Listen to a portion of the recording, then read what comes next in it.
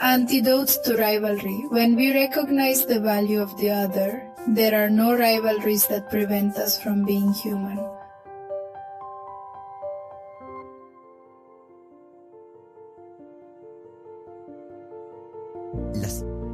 The following story frames the treatment that the two greatest Spanish tenors had, who together with Luciano Pavarotti were the greatest in the world. One was Catalan, José Carreras, and the other Madrid player, Plácido Domingo.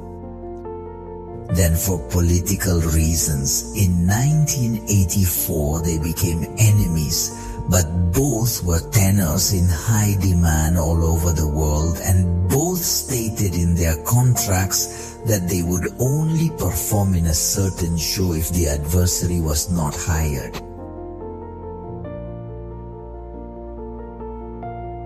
But what happened after 1987 changed forever. The bond between both tenors, an enemy far more implacable than his rival, it appeared to José Carreras.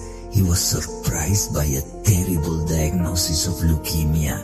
His fight against cancer was very painful. He underwent several treatments in addition to the bone marrow auto-transplant.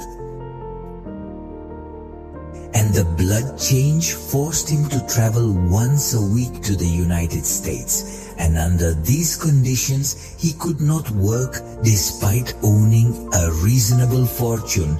The high costs of travel and treatments weakened his finances. And when he no longer had financial conditions, he became aware of the existence of a foundation in Madrid whose sole purpose was to support the treatment of leukemia patients. At this point, without money and without health, he had to give up his political pride and go to Madrid to receive support from a society that he considered his eternal rival. Where does a need take us? Pride falls to the ground. Thanks to the Hermosa Carreras Foundation, he overcame his illness and sang again. He once again received the high honors he deserved, and out of gratitude, he tried to associate with the foundation that had helped him.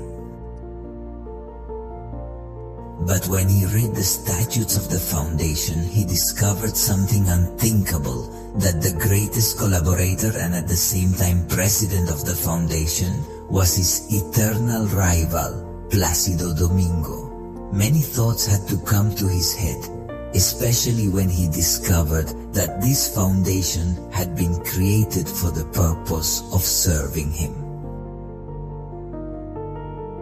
And that the founder's name had been kept anonymous so that he would not feel humiliated by accepting help from his enemy. One day they had to meet again, and as expected, it was very touching.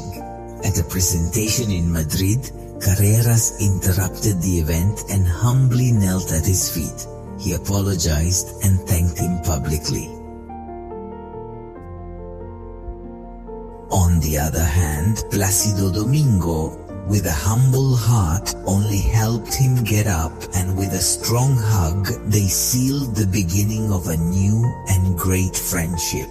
Then, in an interview with Plácido Domingo, they asked him why he had created the Hermosa Foundation at a time when, in addition to benefiting an enemy, he had helped the only artist who could compete with him, and his answer was short and definitive. Because you cannot lose a voice like that. You realize that the antidote to enmity is love, that ending a rivalry is doing good.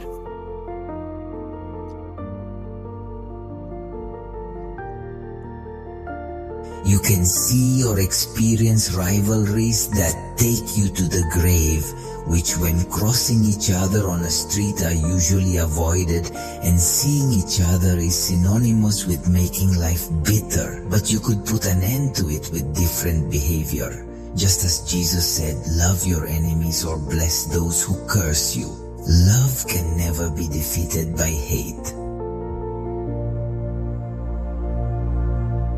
Rather, Love your enemies and do good and lend, expecting nothing in return. And your reward will be great, and you will be children of the Most High, because He is kind to the ungrateful and the wicked. Luke 6:35.